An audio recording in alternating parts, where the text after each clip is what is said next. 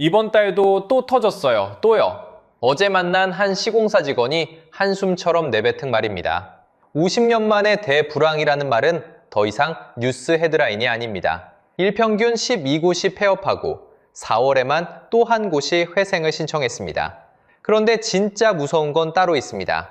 이 줄도산의 도미노가 지금 분양받은 우리 집과 예금까지 정확히 어떤 순서로 도달하는지, 그리고 내 집이 안전한 티어에 있는지를 영상 끝까지 짚어드리겠습니다. 이번 달 또 한 곳이 무너졌습니다. 시공능력 116위, 그러니까 전국 종합건설사 중에서도 한가운데쯤 자리 잡고 있던 한 회사가 4월에 법원의 회생 절차 개시 결정을 받았습니다. 회생 절차 개시라는 말이 어렵게 들리실 수 있는데요. 쉽게 풀어드리면 법원이 이 회사 그대로 두면 죽는다고 공식 진단한 상태입니다. 회사가 알아서 살아나는 단계는 이미 지났고 법원이 직접 들어와서 빚을 정리해주지 않으면 문을 닫을 수밖에 없다는 뜻입니다. 문제는 이게 이번 달에만 벌어진 일이 아니라는 겁니다. 작년에 이미 시공능력 50위에서 180위 사이, 그러니까 동매에서 한 번쯤은 이름을 들어봤을 만한 100위권 회사들이 줄줄이 같은 절차를 밟았습니다. 50위권의 한 회사는 작년 1월에 들어가서 10월에 나왔고 70위권, 80위권, 100위권, 110위권, 180위권 회사들이 차례로 법원 문을 두드렸습니다. 그리고 이번 달 또 한 곳이 그 줄에 합류한 겁니다. 그래서 시공사 직원들 사이에서 또 터졌어요, 또요 라는 말이 농담처럼 오갑니다. 그런데 이 말이 진짜 농담이 아니라는 걸 통계가 보여줍니다. 작년 한 해 종합건설사의 회생 신청이 49건, 폐업이 610곳이었습니다. 2005년에 통계를 잡기 시작한 이후로 가장 많은 숫자입니다. 더 놀라운 건 폐업한 회사 중 3분의 2가 자진 폐업, 그러니까 빚 정리도 포기하고 그냥 문을 닫아버린 경우라는 점입니다. 올해는 더 빠릅니다. 1월 1일부터 4월 14일까지 종합건설사와 전문건설사를 합쳐 폐업 신고가 1223건 들어왔습니다. 단순히 나누어 보면 하루에 12곳 꼴입니다. 한번 상상해 보시기 바랍니다. 우리 동네에 있는 고깃집 12곳이 매일 문을 닫는다고 생각해 보십시오. 1년이면 4,380곳입니다. 지금 건설업계에서 벌어지는 일이 정확히 그 규모입니다. 하루도 빠짐없이 매일같이 사라지고 있는 산업이라는 뜻입니다. 여기서 한 가지 짚고 넘어가야 할 게 있습니다.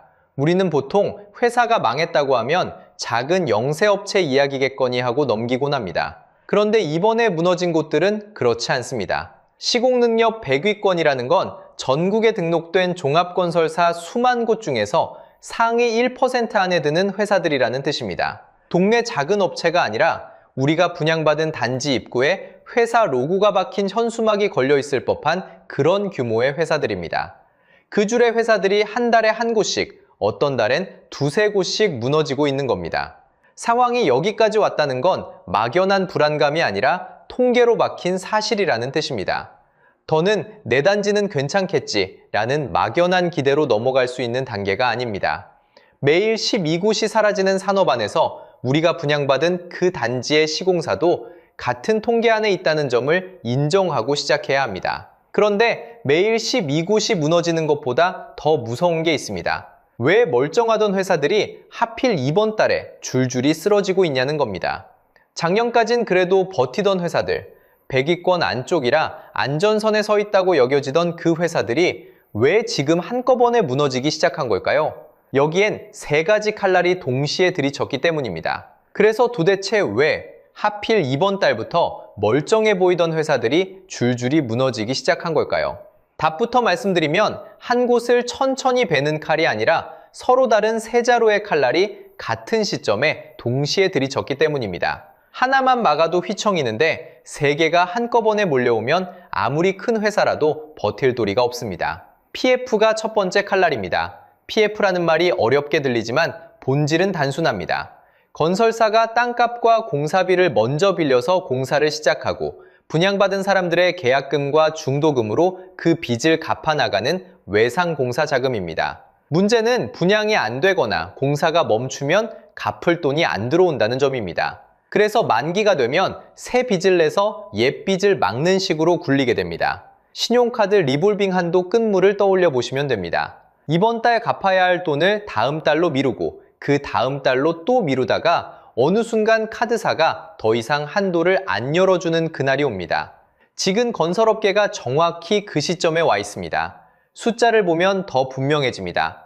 금융권 부동산 PF 익스포저는 약 177조 9천억 원으로 1년 사이에 38조 원 넘게 줄었지만 그 안에서 부실로 분류되는 CD 등급 여신이 여전히 18조 2천억 원 남아 있습니다. 여기에 2025년 4분기에 만기가 도래한 PF 채권만 13조 4,800억 원이 2026년 상반기로 이월됐습니다. 한꺼번에 갚으라고 들이밀어진 외상값이 13조 원이라는 뜻입니다. 그리고 가장 약한 고리, 중소금융권의 토지담보대출 연체율은 30%를 돌파했습니다. 땅을 담보로 빌려간 돈 10건 중 3건이 이자조차 못 내고 있다는 신호입니다. PF가 끊기는 게 아니라 이미 끊기고 있다는 뜻입니다. 두 번째 칼날은 공사비 폭등입니다. 평당 공사비가 800만 원에서 900만 원대가 표준으로 자리 잡더니 강남권 재건축 현장은 평당 1000만 원을 넘겼습니다. 반포의 한 단지가 990만 원, 신반포의 또 다른 단지는 950만 원, 압구정과 성수, 여의도 같은 곳도 1000만 원 위에서 거래됩니다. 이게 왜 무서운 비용이냐 하면 분양가가 아닌 원가이기 때문입니다. 재료값이 매장에서 파는 음식값보다 비싸진 식당을 떠올려 보시면 됩니다. 한 그릇을 팔수록 손해가 쌓이니 손님이 들어와도 주방장은 차라리 가게 문을 닫는 게 낫다고 판단합니다. 지금 공사 현장이 곳곳에서 멈추는 이유가 정확히 이겁니다. 지을수록 손해라 차라리 멈추는 겁니다. 세 번째 칼날은 노동 관련 법제도의 변화입니다. 노란봉투법이라 불리는 법이 2026년 3월 10일부터 시행됐습니다. 이 법을 두고 어느 쪽이 옳고 그른지를 따지려는 게 아닙니다. 영상에서 다루고자 하는 건 한 가지 사실입니다. 시행 직후 노동위원회에 들어온 민간부문 교섭 요구의 57%가 건설업 한 곳에 몰렸다는 점입니다. 이미 PF로 자금이 막히고 공사비로 원가가 천장을 뚫은 회사들이 이번에는 비용 구조 자체에 추가 압박을 받게 됐습니다. 좋고 나쁨의 문제가 아니라 변화의 시점이 겹쳤다는 게 핵심입니다. 세 칼날 중 하나가 떨어진 게 아니라 같은 달에 같은 회사를 향해 동시에 떨어진 겁니다. 여기에 마지막 한 방 미분양 폭탄이 깔려 있습니다. 전국 미분양 주택이 66,208가구, 이 중에서 비수도권 비중이 73%입니다. 다 지어놓고도 안 팔린 준공후 미분양은 31,307가구로 14년 만에 3만 가구를 다시 돌파했고 그중 87%가 지방에 몰려 있습니다. 짓고도 못 판 신축 아파트가 6만 채가 넘는다는 말입니다. 다 지어놓고도 비어있는 새 아파트만 3만 채입니다. 분양받은 사람이 들어오지 않으니 시공사로 들어와야 할 잔금이 들어오지 않고 잔금이 들어오지 않으니 PF 만기를 못 막고 PF 만기를 못 막으니 회생법원으로 향하게 됩니다. 지방 건설사가 먼저 무너지고 그 다음이 수도권 중견사이고 결국 우리 집을 짓고 있는 회사로 번지는 순서가 그렇게 만들어집니다. 그런데 진짜 무서운 건 이 세 칼날이 한꺼번에 들이쳤다는 사실 자체가 아닙니다. 이게 어디로 흘러가느냐가 더 큰 문제입니다. 한국 가계신용잔액은 1978조 원, 사상 최대치입니다.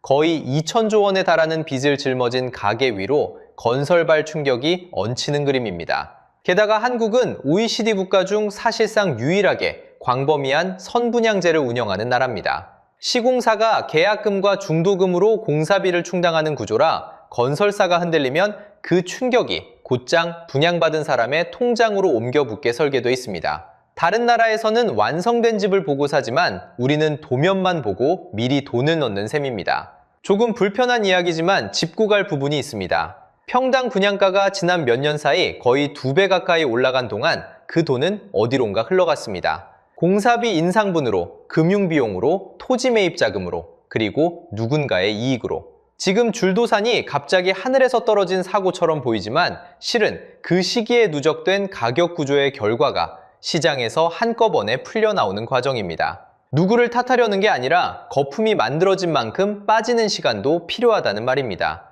무너지는 게 아니라 정상 가격을 찾아가는 단계라고 보는 게 더 정확합니다. 2025년 한 해 건설 투자가 마이너스 3.9%였습니다. 경제활동별로 보면 건설업 부가가치는 마이너스 9.6% 줄어들었습니다. 글로벌 금융위기 이후 가장 나쁜 숫자입니다. 이걸 시장 내부에서는 이미 1년 넘게 진행되어 온 위기로 봅니다. 지난주 일이 아니라 지난해부터 천천히 차오르던 물이 이번 달 둑을 넘은 것에 가깝습니다. PF, 공사비, 법제도 변화, 미분양 이 네 가지가 같은 시점에 같은 산업을 향해 모인 결과가 바로 일평균 12곳의 폐업이고 4월에 또 한 곳입니다. 이 도미노의 끝에 우리 집이 어떤 티어로 서 있는지를 잠시 후 정확히 알려드리겠습니다. 자, 그럼 이 칼날이 시공사를 베고 나서 다음에는 어디로 흘러갈까요? 정확히 우리 집과 우리 예금까지 도달하는 도미노의 순서가 있습니다. 자, 그럼 이 칼날의 배인 시공사가 쓰러진 다음에는 정확히 어떤 순서로 우리 집과 우리 통장까지 도달하는지를 도미노로 풀어드리겠습니다. 펜은 4장입니다. 한 장씩 넘어갈 때마다 거리는 점점 좁혀지고 마지막 펜은 결국 우리 가족의 월급 통장 위에 떨어집니다. 일단 첫 번째 펜은 지방 중소건설사입니다. 이미 넘어가고 있습니다. 전국 미분양 66,208가구 중에서 비수도권이 73%입니다. 다 지어놓고도 안 팔린 준군호 미분양은 87%가 지방에 몰려 있습니다. 다 지어놓은 새 아파트가 비어있다는 건 그 단지를 지은 회사로 분양대금이 들어오지 않는다는 뜻입니다. 외상으로 공사를 시작한 회사가 외상값을 갚을 돈이 안 들어오면 결과는 하나뿐입니다. 그래서 가장 먼저 무너지는 건 언제나 지방 중소건설사입니다. 도미노의 첫 펜은 이미 누가 건드리지 않아도 스스로 기울고 있는 상태입니다. 2단, 두 번째 펜은 분양보증 사고로 우리 집 입주가 지연되는 순간입니다. 여기서부터 문제가 우리 쪽으로 넘어옵니다. 아주 무거운 숫자 하나를 박아두겠습니다. 허그 분양보증 사고 금액이 8,513억 원, 단 12건에서 발생했습니다. 1년 만에 149배 급증한 수치입니다. 다시 말씀드리겠습니다. 한 해 사이에 분양보증 사고가 149배로 뛰었습니다. 이게 무슨 뜻인지 풀어드리겠습니다. 분양보증은 쉽게 말해 내 계약금에 든 보험증서입니다. 시공사가 망해도 이 보험이 작동하면 돈을 통째로 날리지는 않습니다. 그런데 그 보험이 1년 사이에 149배 더 자주 발동되고 있다는 게 지금 우리가 서 있는 자리입니다. 실제로 부산에서는 공정률 90%가 넘은 단지의 공사가 멈췄습니다. 다 지어가던 아파트의 공사가 끝물에 멈춰선 겁니다. 허그가 승계 시공사를 새로 골라서 마무리를 책임지게 됐지만 입주 예정자 입장에서는 이사 날짜는 미뤄지고 새로 들어오는 시공사가 누구일지조차 한동안 모르는 상태로 버텨야 합니다. 여기서 한 분께만 짧게 말씀드리겠습니다. 여러분이 분양받은 단지의 시공사가 만약 시공능력 100위권 밖이라면 잠깐 영상을 멈추고 분양보증서부터 확인해 보시기 바랍니다. 보증서 한 장의 유무가 계약금을 지키느냐 잃느냐를 가르는 첫 번째 갈림길입니다. 3단, 세 번째 펜은 수도권 중견사로의 전이, 그리고 아파트 가격 양극화입니다. 지방에서 시작된 도미노는 멈추지 않고 위로 올라옵니다. 2026년 전국 집값 전망은 평균 0.8% 상승입니다. 그런데 이 평균 안에 무서운 갈라짐이 숨어 있습니다. 수도권은 약 2% 오르는데 지방은 계속 하락한다는 게 골자입니다. 같은 나라 안에서 자산이 정확히 둘로 갈라지고 있는 겁니다. 지방의 빈집은 산처럼 쌓이는데 수도권은 매물 자체가 안 나옵니다. 2단계에서 시청자분께 묻고 싶은 질문은 단 하나입니다. 내 아파트는 어느 권역에 서 있는가? 같은 1주택자라도 서울 도심에 있는 분과 지방 외곽에 있는 분이 짊어진 무게는 이제 완전히 다른 종목이 배워가고 있습니다. 동시에 수도권의 중견 시공사들도 안전지대가 아닙니다. 지방에서 무너진 회사들의 외상값과 보증 채무가 PF 시스템을 타고 위쪽으로 번지고 있기 때문입니다. 도미노가 여기까지 오면 더 이상 남의 집 이야기가 아닙니다. 4단, 마지막 펜은 우리 가족의 월급 통장입니다. 이게 가장 멀리 있는 것 같지만 사실은 이미 신호가 깜빡이고 있습니다. 가게가 빌려 쓴 돈을 모두 합친 가계 신용이 1978조 원입니다. 전 국민이 짊어진 빚의 총합으로 사상 최대치입니다. 이 거대한 부채 위에 얹힌 사람들의 일자리가 어디부터 흔들리는지를 보시면 도미노의 끝이 어디로 향하는지가 보입니다. 건설업 취업자가 21개월 연속 줄었습니다.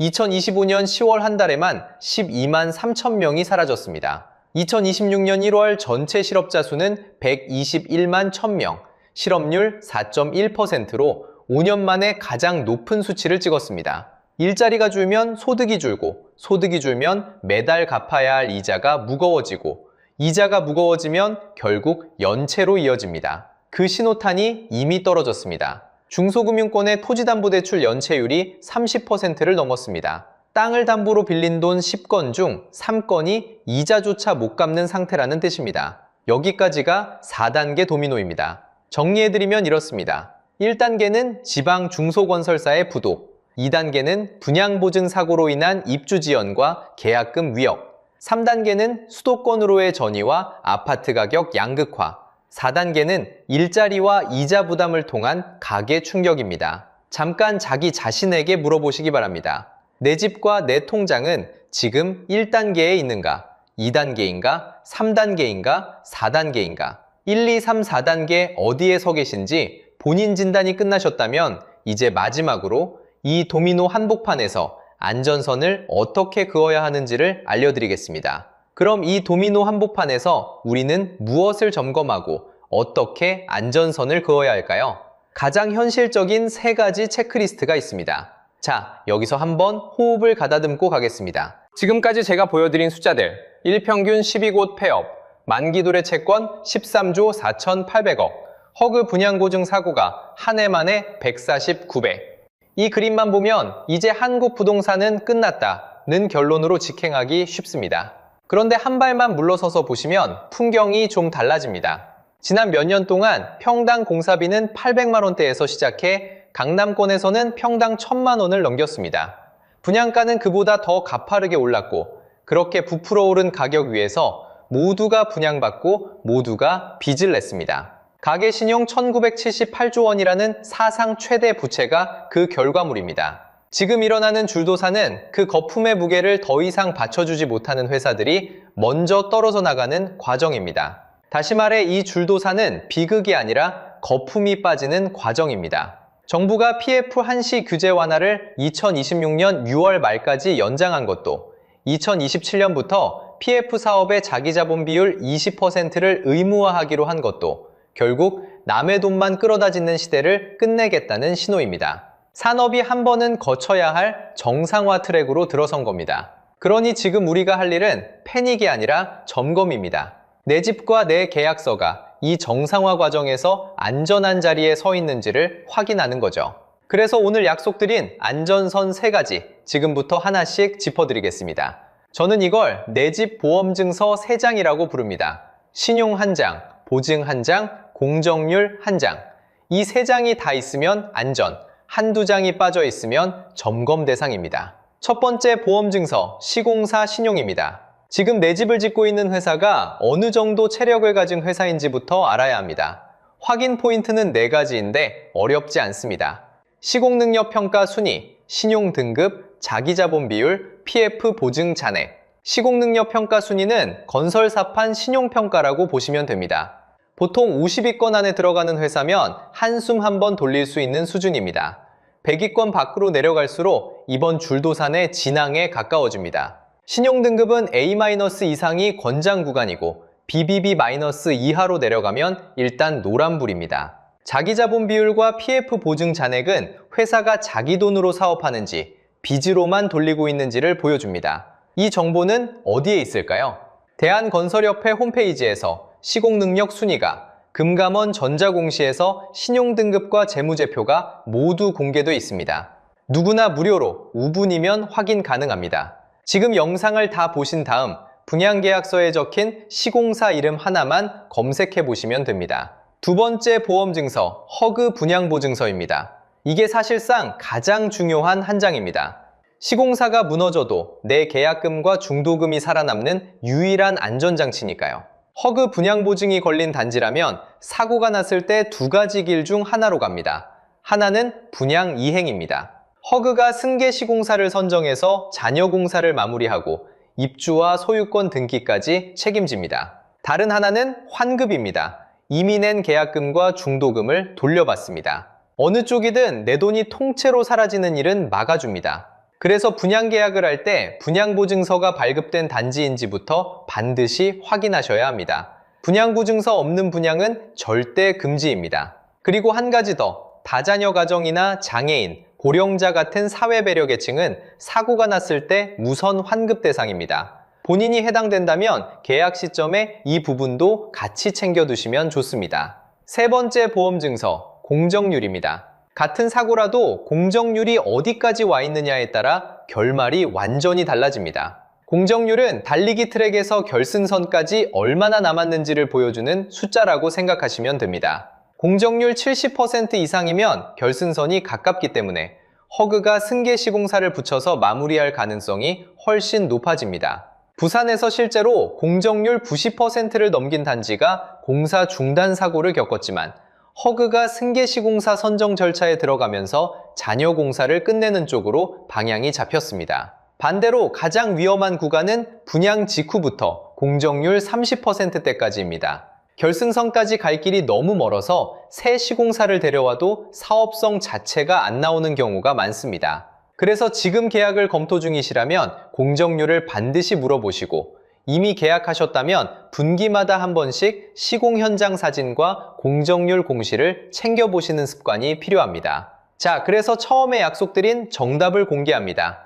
내 집이 안전한 티어, 그건 비싼 동네에 있는 집이 아닙니다. 시공사 신용, 허그 분양보증서, 공정률 70%. 이 세 가지가 모두 있는 집입니다. 세 장이 다 있으면 안전 티어, 한두 장이 빠져 있으면 점검 티어, 세 장 모두 약하면 행동 티어입니다. 마지막으로 위치별로 한 문장씩만 드리겠습니다.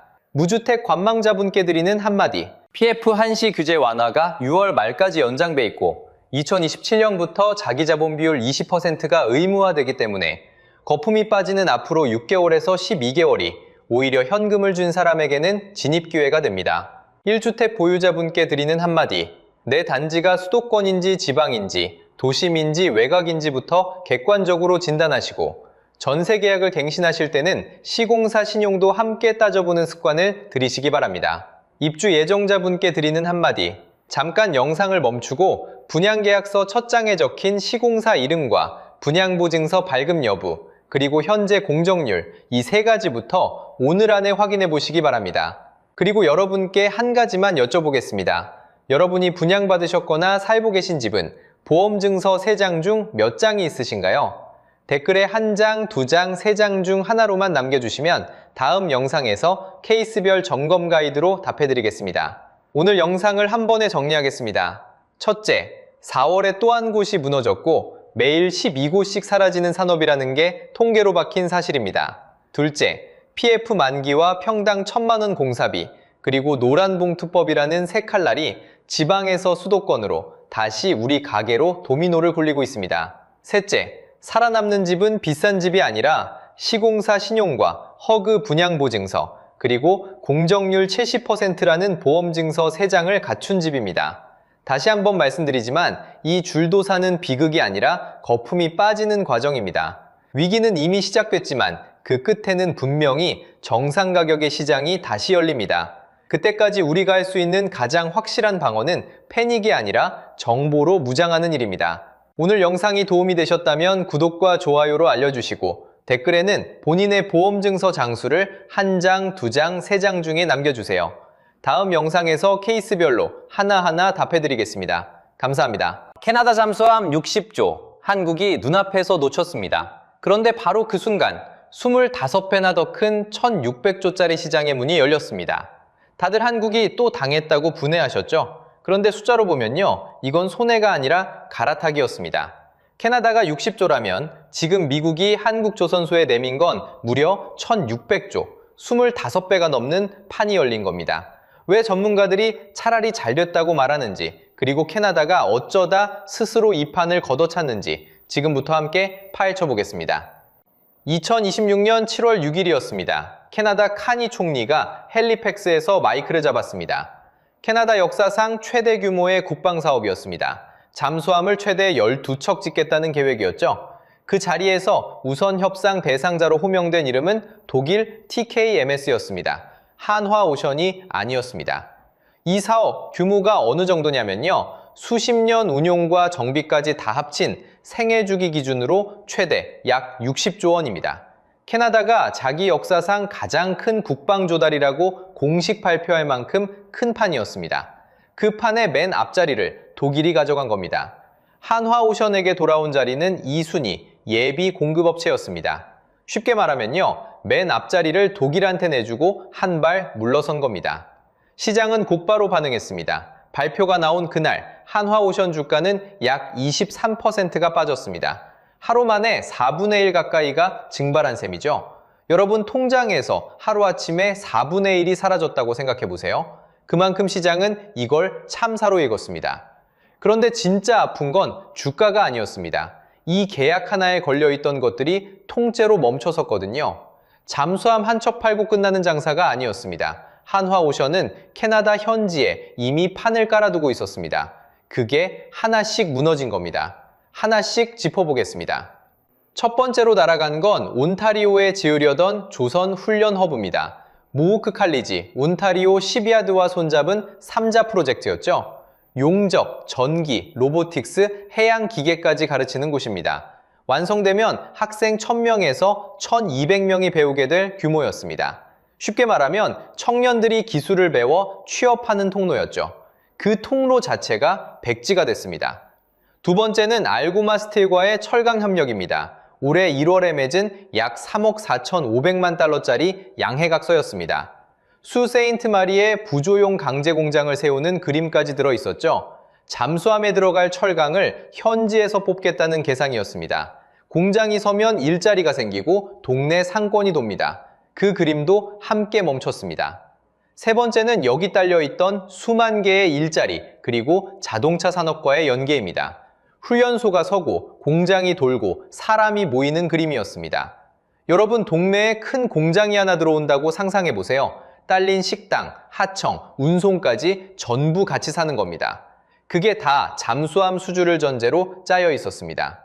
여기서 끝이 아닙니다. 이런 대형 사업 하나가 들어오면 따라오는 게 또 있어요. 바로 기술과 경험입니다. 잠수함을 현지에서 함께 만들면서 쌓이는 노하우, 국제 무대에서 얻는 이름값, 그런 눈에 안 보이는 자산까지 한꺼번에 물 건너간 겁니다. 일자리만 날아간 게 아니었어요. 한화오션은 CBC의 질문에 뭐라고 답했을까요? 잠수함 수주를 전제로 한 사업이라 모든 것이 중단된다고 밝혔습니다. 훈련 허브도 강제 공장도 그 위에 얹혀있던 지역 경제도 한 문장에 정지 버튼이 눌린 겁니다. 지역이 가만히 있을 리 없었습니다. 수세인트 마리 시장 매튜 슈메이커는 정부 결정을 정면으로 비판하는 성명을 냈습니다. 자기 도시로 들어올 공장과 일자리가 눈앞에서 날아갔으니까요. 노던 온타리오의 지역 언론들도 일제히 아쉬움을 쏟아냈습니다. 자, 여기까지만 보면요, 한국은 완벽하게 진 그림입니다. 60조짜리 사업을 눈앞에서 독일에 내줬습니다. 현지에 뿌려둔 판까지 스스로 접었습니다. 다 잡은 물고기를 놓친 것처럼 보였습니다. 60조가 통째로 날아간 것처럼 보였죠. 분하고 억울한 게 당연합니다. 그런데 이상한 일이 벌어졌습니다. 60조를 따낸 독일이 정작 웃지 못하고 있었거든요. 60조를 따낸 독일 TKMS. 상식적으로 생각하면 지금쯤 축제 분위기여야 맞습니다. 그런데 이상하죠? 우선 협상 대상자로 뽑힌 바로 그날 TKMS 주가는 오히려 4%나 빠졌습니다. 그날 하루로 끝난 것도 아니에요. 그 주 내내 흘러내려서 낙폭이 13에서 15%까지 벌어졌습니다. 이겼는데 주가가 무너진 겁니다. 숫자로 보면요, 발표 무렵 종가가 81유로에서 82유로 선이었습니다. 불과 얼마 전 고점이 90유로 안팎이었고 52주 최고가는 106유로였어요. 정상에서 뚝 떨어진 자리에서 승전보를 받은 셈입니다. 그런데 더 이상한 게 있습니다. 이 무렵 TKMS는 잠수함만 딴 게 아니에요. 63억 유로짜리 프리깃 대형 수주까지 함께 거머쥐었습니다. 상식대로면 겹경사죠. 그런데 시장은 꿈쩍도 안 했습니다. 왜 그랬을까요? 답은 생각보다 무섭습니다. 자, 여기서 핵심입니다. 투자자들은 이 수주를 호재로 안 봤어요. 오히려 납기와 마진 리스크로 읽었습니다. 쉽게 말하면요, 일감이 많아서 좋은 게 아니라 이 일감을 제때 못 만들까봐 겁을 낸 겁니다. 주문이 밀려드는데 시장이 웃지 못하는 이유, 여기에 이 영상에 진짜 반전이 숨어 있습니다. 게다가 이 산더미 일감이 어떻게 쌓였는지 보면 더 아찔합니다. 캐나다 잠수함만이 아니에요. 노르웨이에 넘길 2일 ECD 잠수함 2척, 그리고 브라질과 맺은 호위함 4척짜리 양해각서까지. 주문이 사방에서 한꺼번에 몰려든 겁니다. 문제는 이걸 다 소화해야 할 조선소는 그대로라는 거죠. 심지어 독일 정부마저 이 무렵 120억 유로 규모의 프리깃 조달 계획을 다시 짜고 있었습니다. 발주는 쏟아지는데 정작 만들 여력에는 물음표가 붙은 상황. 시장이 승전보에도 지갑을 닫은 진짜 이유가 바로 여기 있습니다. 여기에 또 하나의 그림자가 겹칩니다. TKMS는 이 시기 사이버 침해 이슈까지 안고 있었어요. 잠수함 수주전이라는 한 전선, 보안사고라는 또 다른 전선, 두 곳에서 동시에 두들겨 맞은 셈입니다. 시장이 승전보에도 냉랭했던 데는 이런 사정도 깔려 있었던 거죠. 경제학에는 이런 상황을 부르는 이름이 있습니다. 바로 승자의 저주예요. 경매에서 값을 너무 높게 불러 물건은 손에 넣었지만 정작 남는 게 없는 낙찰자를 말하죠. 여러분도 이런 경험 있으실 겁니다. 경매든 입찰이든 꼭 이겨야겠다는 마음에 무리하게 질렀다가 이기고 나서 후회하는 순간, 옆 사람을 이기려다 스스로를 벤 겁니다. 이기고도 웃지 못하는 승리, 그게 지금 독일이 앉은 의자입니다. 그럼 TKMS는 대체 뭘 잘못 문 걸까요? 수주장부를 들여다보면 답이 나옵니다. 올해 3월 말 기준 206억 유로, 회사 역사상 가장 많은 일감입니다. 연매출의 8배에서 9배에 육박하는 규모예요. 보통은 이걸 자랑거리로 내세웁니다. 그런데 문제는 이 산더미를 만들어낼 손입니다. 쉽게 말하면요, 주문서는 식당 천장까지 쌓였는데 주방에 요리사가 모자란 격입니다. 손님은 밀려드는데 음식이 안 나오면 어떻게 되겠어요? 결국 예약 취소가 시작되고 신뢰가 무너지죠. 게다가 TKMS는 잠수함 12척을 전량 독일 킬과 비스마르 조선소에서 직접 짓겠다고 했습니다. 남의 손 안 빌리고 우리 주방에서 다 하겠다는 겁니다. 자부심은 좋아요. 그런데 일감은 산더미인데 만들 곳은 그대로예요. 병목이 뻔히 보이는 겁니다. 배 한 척 짓는 데만 몇 년이 걸리는데 12척을 한 조선소에서 소화하려면 줄이 얼마나 길어지겠어요? 투자자들이 바보가 아니에요. 그들은 지금 계약 내용을 공개하라고 목소리를 높이고 있습니다. 소문에 사서 사실의 판단은 증시격언 들어보셨죠? 발표라는 소문에 잠깐 기대가 붙었다가 냉정한 현실이 드러나자 곧바로 손을 탄 겁니다. 자, 정리해볼까요? 독일은 60조를 따냈지만 만들 능력이라는 청구서를 함께 떠안았습니다. 트로피는 들었는데 그 무게에 어깨가 짓눌린 거예요. 반대로 한국은 밀려난 게 아니라 이 무거운 짐을 피해서 몸을 가볍게 뺑기 겁니다. 상대의 승리가 곧 상대의 족쇄가 된 그림. 여기서 여러분이 꼭 기억하실 게 있어요. 한국은 진 게 아니라 갈아탄 겁니다.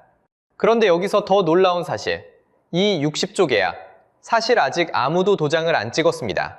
자, 여기서 핵심입니다. 캐나다가 독일을 우선 협상 대상자로 발표했죠. 그런데 이 말, 계약이 아닙니다. 쉽게 말하면요, 그냥 줄 맨 앞자리를 얻은 것뿐이에요. 우선 협상 대상자는 문 앞까지 갈 자격이지 문을 통과했다는 증명이 아닙니다. 상식적으로 생각하면 발표까지 났으니 다 끝난 것 같죠? 하지만 집을 사도 가계약을 먼저 하고 그 다음에 본계약을 하잖아요. 지금은 딱 그 가계약 단계인 겁니다. 이런 말이 있습니다. 악수는 의사이고 계약서는 의무입니다. 그 사이엔 넓은 강이 흐르죠. 지금 독일은 겨우 악수만 한 상태예요. 그 강을 건너 서명까지 가려면 시간이 한참 필요합니다. 그리고 바로 그 시간 속에서 아무도 예상 못한 틈이 벌어집니다. 숫자로 보면요, 독일은 2026년 말 안에 본계약을 맺고 싶어 합니다. 나토 결속을 명분으로 최대한 빨리 도장을 받아내려는 거죠.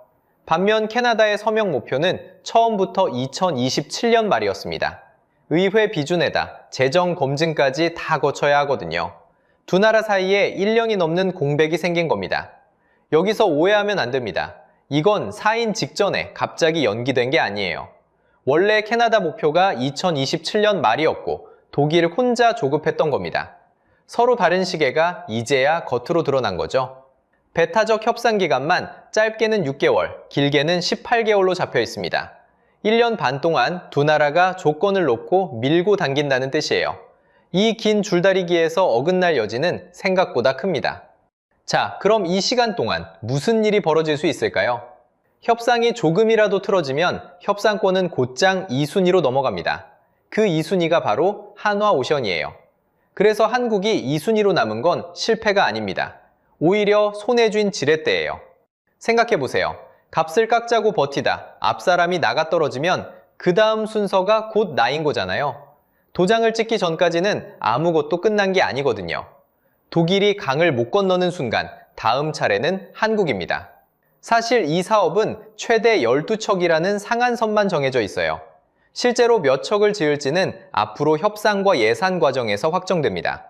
도장을 안 찍었다는 건 척수도, 금액도, 조건도 다 열려 있다는 뜻이에요. 그만큼 판이 바뀔 여지가 넓다는 거죠. 게다가 이 60조라는 숫자도 뜯어보면 만만치 않습니다. 매체에 따라선 현지 산업 패키지까지 합쳐 이보다 훨씬 큰 금액으로 보도되기도 하죠. 그만큼 캐나다가 요구하는 조건이 무겁다는 뜻이에요. 현지 건조에, 기술 이전에, 일자리 창출까지. 독일이 이 조건을 다 맞추고 나면 정작 손에 남는 게 있을지조차 불투명합니다. 쉽게 말하면요, 아까 본 승자의 저주가 협상 테이블에서 더 깊어질 수 있다는 얘기죠. 시간이 갈수록 유리해지는 쪽은 조급한 독일이 아니라 느긋하게 지켜보는 한국입니다. 게다가 이번에 독일이 내민 2일 ECD, 이 장수함이 문제입니다. 아직 어느 나라도 실전에서 굴려본 적이 없는 신형이거든요. 캐나다가 사실상 세계 첫 운용국이 되는 셈이죠. 오타와 시티즌 같은 현지 언론도 여기에 물음표를 답니다. 검증 안 된 잠수함을 제일 먼저 몰고 나가는 위험을 정면으로 지적한 거예요. 반면 한국이 제안했던 장보고 3은 어떨까요? 이미 실전에서 검증을 마친 배입니다. 쉽게 말하면요, 한쪽은 아직 도로에 나온 적 없는 신차고 다른 쪽은 오래 굴러서 잔고장까지 다 잡힌 차인 셈이죠. 그런데 캐나다는 굳이 아직 나온 적 없는 쪽을 골랐습니다. 협상이 길어질수록 이 미검증 불안은 캐나다 마음속에서 점점 커질 수밖에 없어요. 그러니 다시 말씀드립니다. 한국은 진 게 아니라 갈아탄 겁니다. 2순위라는 자리는 결코 굴욕이 아니에요.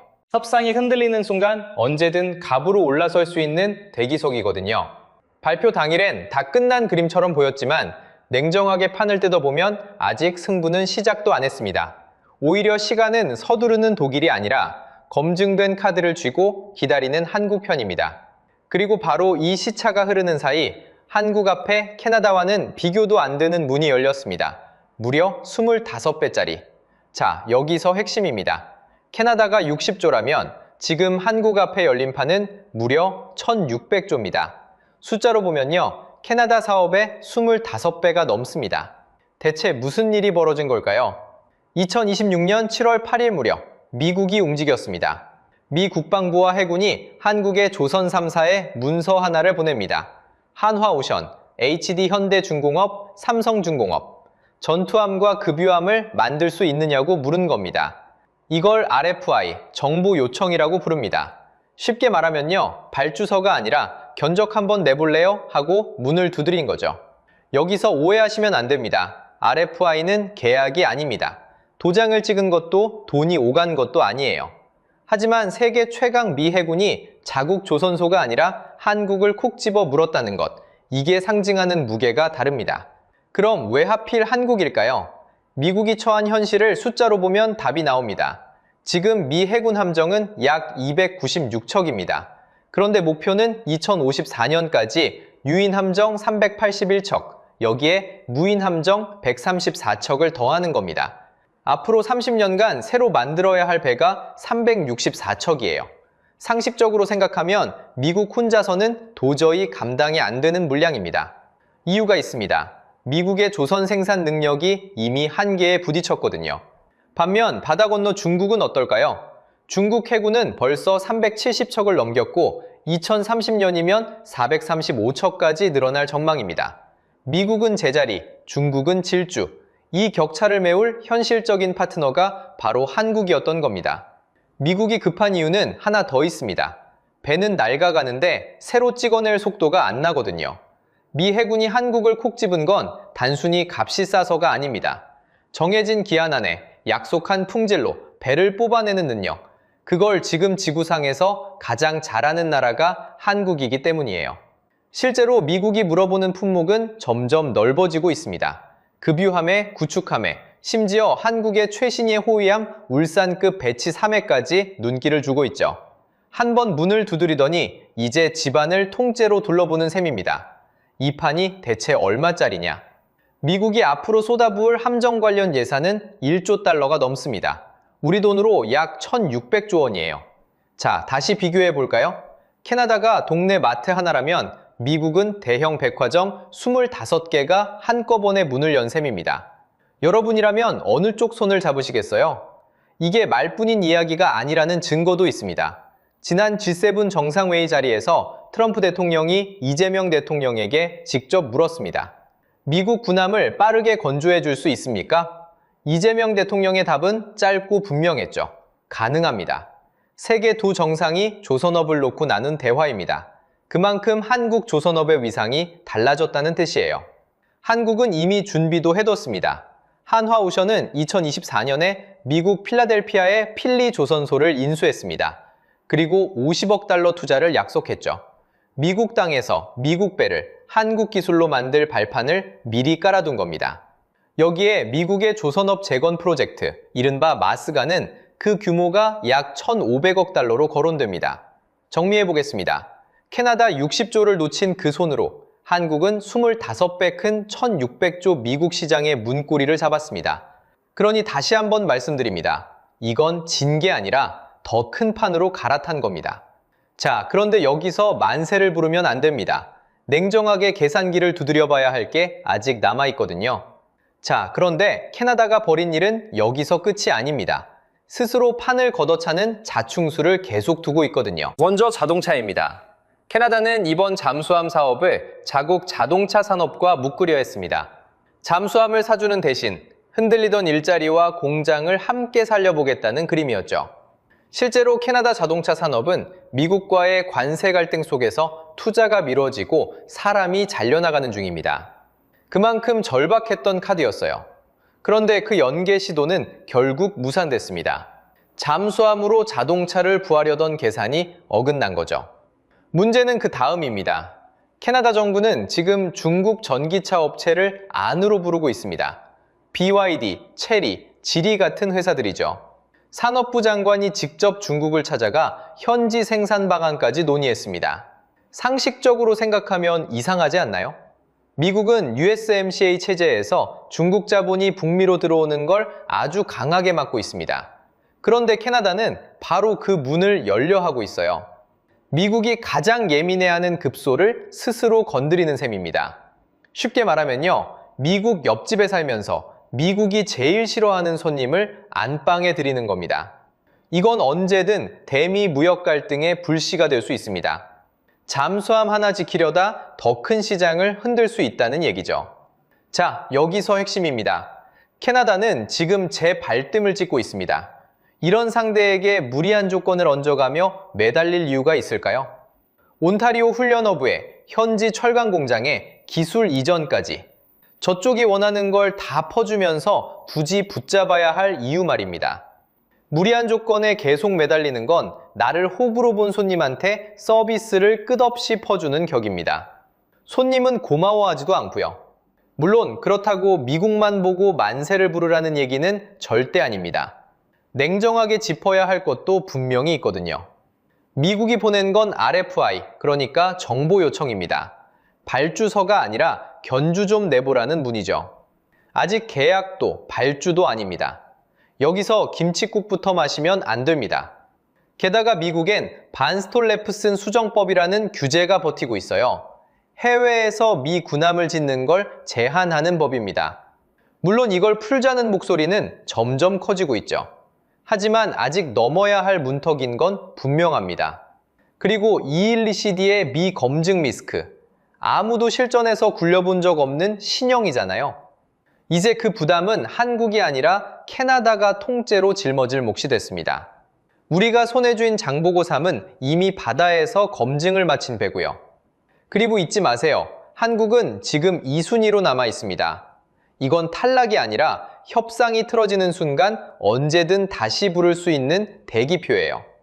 미국 카드와 이 대기표를 함께 주고 있으면 다음 협상에선 우리가 갑이 됩니다. 자, 그러니 이건 감정적인 손절이 아닙니다.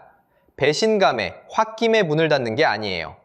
잃은 것과 얻을 것, 위험과 기회를 숫자로 다 두드려 본 뒤에 내린 냉정한 실리 계산. 그 결과가 바로 손절인 겁니다. 정리해 보겠습니다. 뺏긴 줄 알았던 60조, 그걸 따낸 독일은 오히려 승자의 저주에 빠졌습니다. 그 계약은 아직 도장도 안 찍혔죠. 그리고 바로 그 사이 25배나 큰 1600조 미국 시장의 문이 열렸습니다. 그래서 손절은 자존심 싸움이 아니라 철저한 실리인 겁니다. 그러니 이건 진 게 아니라 더 큰 판으로 갈아탄 겁니다. 여러분은 어떻게 보시나요? 캐나다와 손절하고 미국으로 가는 게 맞을까요? 아니면 2차 협상에 갑이 될 때까지 기다려야 할까요? 여러분 생각을 댓글로 남겨주세요. 오늘 영상이 유익하셨다면 좋아요와 구독 부탁드립니다. 시청해주셔서 감사합니다.